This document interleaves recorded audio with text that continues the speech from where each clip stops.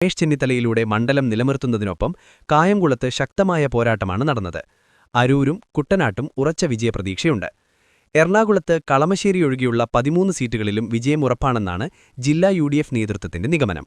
കടുത്ത മത്സരം നടന്ന തൃപ്പൂണിത്തുറ, വൈപ്പിൻ, കൊച്ചി, കോതമംഗലം മണ്ഡലങ്ങളിലും മുന്നണി ജയിക്കുമെന്ന് തന്നെയാണ് കണക്കുകൂട്ടൽ. പാലക്കാട് തൃത്താലയിൽ മന്ത്രി എം.ബി. രാജേഷ് പരാജയപ്പെടുമെന്നാണ് യുഡിഎഫ് റിപ്പോർട്ട്. പാലക്കാട് രമേശ് പിഷാരടിയുടെ ഭൂരിപക്ഷം 10,000-ലധികമാവാം.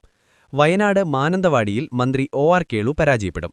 ജില്ലയിലെ 3 സീറ്റുകളും യുഡിഎഫ് പിടിച്ചെടുക്കും. മലപ്പുറം ജില്ലയിൽ സമ്പൂർണ്ണ വിജയം നേടുമെന്ന ആത്മവിശ്വാസമുണ്ട്. ശക്തമായ മത്സരമുള്ളത് പൊന്നാനിയിലും തവനൂരും മാത്രം.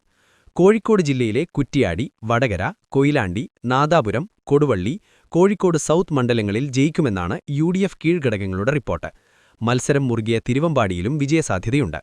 തരംഗമുണ്ടായാൽ പേരാമ്പ്ര, കുന്നമംഗലം, കോഴിക്കോട് നോർത്ത് എന്നിവയ്ക്കു പുറമെ മന്ത്രി മുഹമ്മദ് റിയാസ്